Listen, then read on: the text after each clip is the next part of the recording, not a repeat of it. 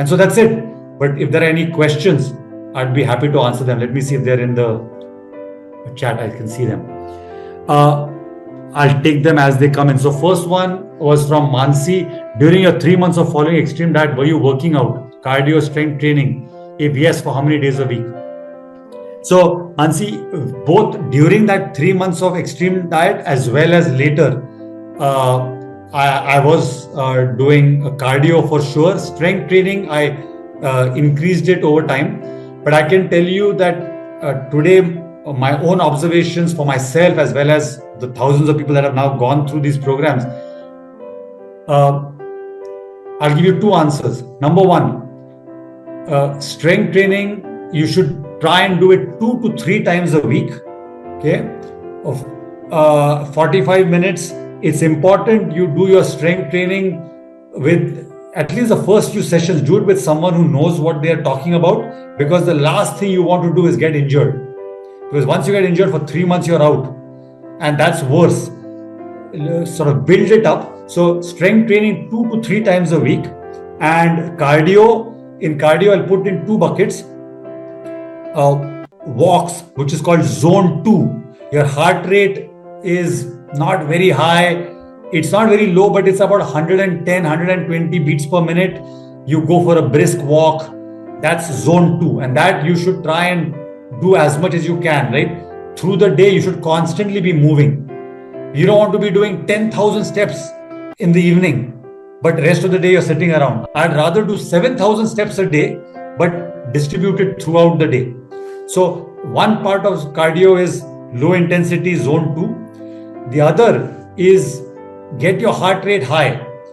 How high you get it depends on what you can practically do, right? If you can go to 70-80% of your max heart rate, 160, 170, 180 beats per minute, great. Do it for about 20 minutes a week. If you can do it for more, even better. But 20 minutes a week of high intensity cardio, about walk 8,000-10,000 steps or more if you can, but more importantly, do it throughout the day, and do strength training twice a week at least. And if you can do 3 times, great. That's the more comprehensive answer. The simple answer around workout: do what you can practically do. Don't set a goal that sounds good, but you're not going to practically do it. The best form of exercise is the one you can actually put into practice. And so for someone who's already good at exercise, follow my first point. For someone who wants to get into exercise but it's hard, it's completely understandable. Start slow, build it up. Okay? So hopefully Mansi answers that question. After a heavy meal, we feel sleepy or sluggish. What's the right thing to do? So Arun, this is a very important question. Do you know why we feel sleepy or sluggish? Is because after a meal, we tend, the glucose enters the bloodstream. When it enters the bloodstream, it's first is breaking down. The carbs are breaking down, and then you see a spike, and then it starts going down. Okay, when your blood sugar starts going down, why is it going down? Because your insulin is putting all this blood sugar into the blood glucose into your cells and all of that. When your body sees this drop from high levels to low levels, it sends a signal to your body to slow down, to go to, you feel sluggish, you feel sleepy.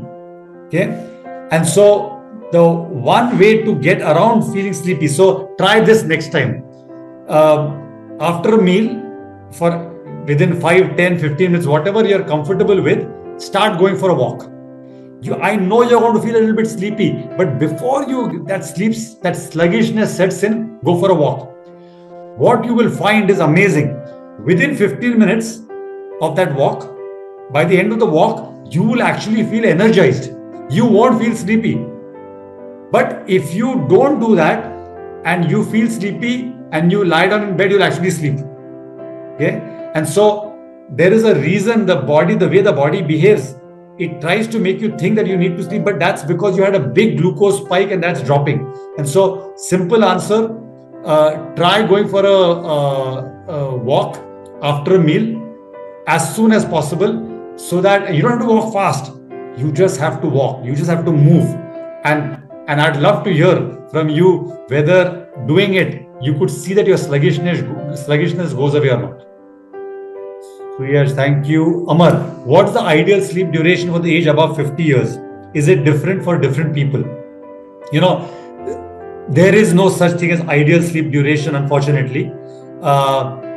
We are all wired differently. We require different amounts of sleep. But the way to know what the right amount of sleep for each of us is to go to bed at a certain time, and without an alarm. If you looked at 10 days, 12, 15 days worth of data, where you could go to sleep at, let's say, between 9 o'clock and 10 o'clock, or 10 o'clock and 10 o'clock, whatever is your standard time to go to sleep then. Don't put on an alarm and see what time you wake up. That's your ideal sleep duration. Okay. I can talk so much about sleep because it's such a huge topic. I mean, we could do a whole 1 hour session on each of the aspects. Sleep. Like yesterday on the community, I put out a quiz based on my data. And I talk about, how much carbs you should eat in your last meal for better sleep. I talk about how many hours before bedtime should you have your last meal for better sleep. All these things I've spoken about in various blog posts. But yesterday's post was different. Yesterday's post, I asked the question to the community as a fun quiz. I said, I did something, and I didn't say what I did. I just said, I did something to improve my sleep, one specific experiment. And I have data 15 days before I put that intervention in place. And then I have data for 15 days after I put that intervention in place. And I showed the data before versus after. My total sleep duration didn't increase much, only 3%. My REM sleep increased 6%, not great. My deep sleep increased 27%. My heart rate variability, which is a very, very interesting metric, which deserves its own conversation, but went up 44%. And my resting heart rate dropped 14%. And I asked the question to the community, what do you think I did to improve my sleep? And by the way, my sleep quantity is 5.5 hours. It has always been 5.5 hours. Now, I don't recommend anybody else do 5.5 hours. It just happens to be my sleep. For some other people, they require 8 hours. You have to follow your body. But back to my question, what was that thing? And you know what it was one of the things that impacts our sleep is the temperature in the room. Okay?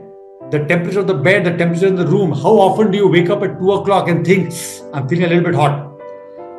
The way our bodies work, our bodies go to sleep in our deep sleep state when our temperature is the lowest. Then when our body moves into REM sleep, our temperature needs to be a little bit higher. When we wake up, the temperature needs to be even higher. Okay? And so I changed the temperature of my environment, and I use this one funky bed that does that. But this was the impact. There are so many things that impact sleep. But Amar, that was not your question, and I went and gave a whole lecture on it. But it's a fascinating topic, and there are so many things we can talk about. Prasad's question, how do you sign up for Miravan in India? Prasad, in that email that we send out, we'll put a link to that. Abhi, did your calcium score drop as you embarked on this journey, and where does it stand today?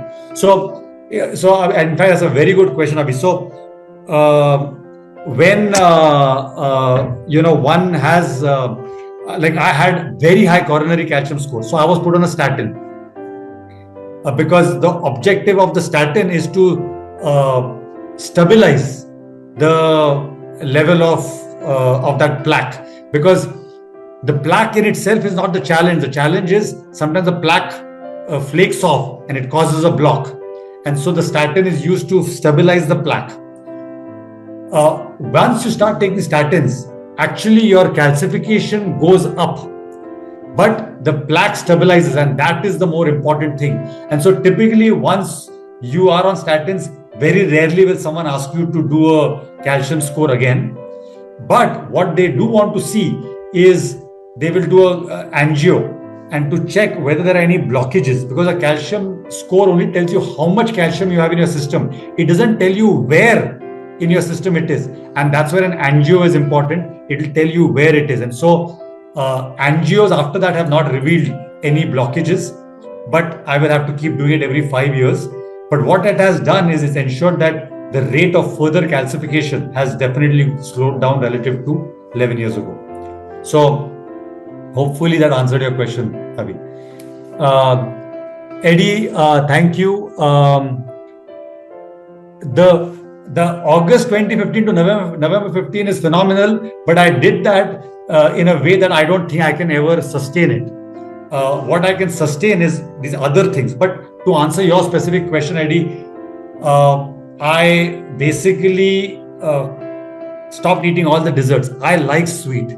Okay, I'm a sweet tooth.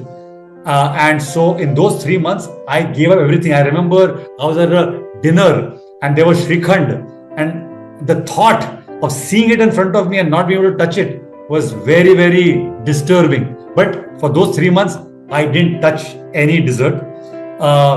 I instead of eating 3 chapatis, I started eating 1 chapati. Rice, I reduced. And I'll give you an interesting anecdote about rice. Rice, of course, is a starch. It's a carb. Of course, your blood sugar levels will go up.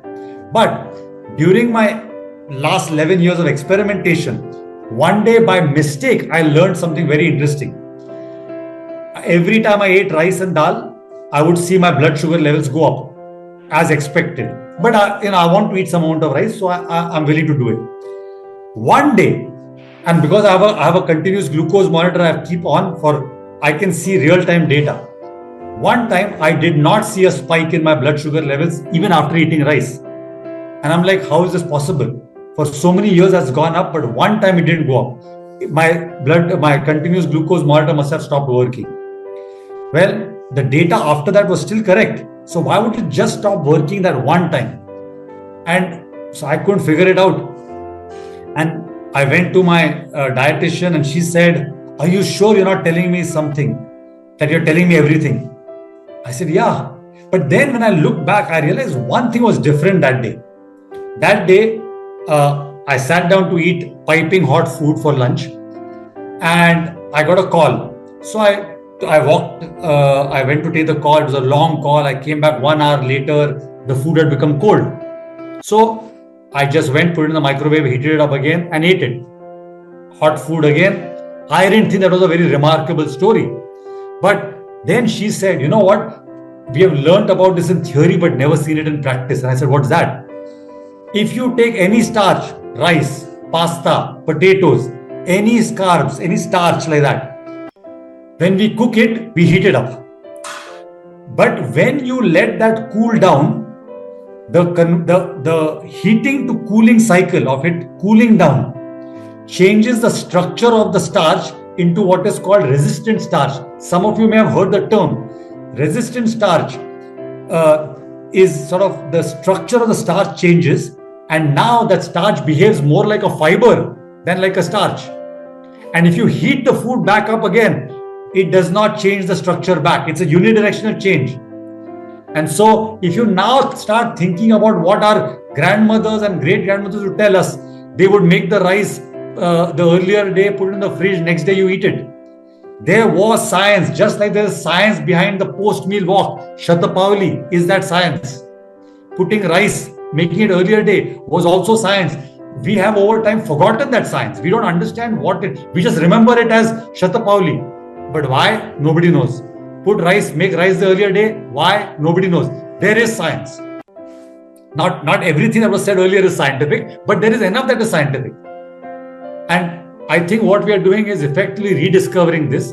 And so, again, long-winded story about a question that was not even asked. But that is the problem. I sometimes get carried away, so I will stop and move on. How to get to know, Anand, the body metabolism as I eat very little but gain weight, while my friends eat more than that but never gain weight. And this is the interesting part, Anand, about the whole, how much do our genes play a role? Because sometimes we beat ourselves up about the fact that, I'm doing all the right things. I don't get it. Am I doing something wrong? Sometimes you may not be. Sometimes you may be doing something wrong without realizing, but sometimes you may not be, and it may just be your genetics. And so the Mira one is an example of what we are hoping will help with that. But in addition to that, it's also like some people will tell me, my friend walks 10,000 steps, I walk 10,000 steps. He loses weight, I don't. But then when you double click, you see, well, but he's walking those 10,000 steps through the day. He's walking 15 minutes after a meal. Whereas what did I do? All day I was in meetings. I couldn't do anything. So in the end of the day, I go 10,000 steps. Box checked. Not the same 10,000 steps. And I'll give you another interesting thing to do. If very often we get caught in meetings, right? We just had our lunch. Now I'm in a meeting. Now I can't walk. So what am I supposed to do? There is a thing called a soleus push-up, a very practical thing you can do. You're sitting in a meeting, you're at a conference table. What's happening under the table, nobody knows. You put your legs on the ground, okay? Your heels and your toes on the ground. And you just lift your heels and put them down. You don't move your toes. You keep your toes on ground, you lift your heels, you get it down. There's an amazing paper published by the University of Houston where they showed, this is called a soleus push-up. There's a small muscle called the soleus in our calves. That when you do this movement, it sucks glucose from your bloodstream just like it would as if you went for a walk.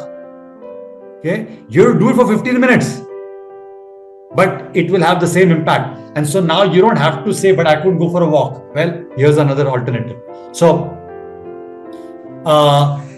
any tips from Suyash? Question is, any tips on bettering cardiovascular health? Yeah, absolutely. The thing I described earlier about, do what I call zone 2, walk. I'll give you one thing that I've started doing. As many of my meetings that I can move to audio, or when I can convince the person, we have to have a meeting, right? One-on-one, let's go for a walk. Or sometimes I have a call with 2-3 people. I do it as a Google Meet audio call rather than video call, because then I can walk while talking. I walk on average 22,000 steps a day without going for a single walk. How do I do that? I just moved all my meetings, as many as possible. Like this one, I can't walk and take. It'll be distracting for y'all. But most of my meetings, nobody's dying to see my face. I go to audio and I walk when I'm talking. Okay. And that is how you build up your steps. And that I'm doing through the day. Now, I'm not suggesting you walk 22,000 steps. What I'm suggesting is, where possible, do that. That's one way to increase your cardiovascular health. The other, and this one is painful, is increase your heart rate. Go, for that really fast walk. And if you can run, go run. And if you can, play a sport like tennis or squash or soccer or whatever, do it. As the old adage goes, right? You don't stop playing when you get old. You get old when you stop playing, right? As we get older, we have to increase the amount of cardio because our bodies need it. It benefits from it. And so don't do things that are impractical, but go do a little bit more than you do today. There is a link that I think has been put, try Ph.D. longevity from Shri. Any specific cardio and core strength exercise recommendation in terms of intensity levels, duration? I think, as I mentioned earlier, twice a week to thrice a week for strength training, walk every day, increase like high intensity cardio once or twice a week.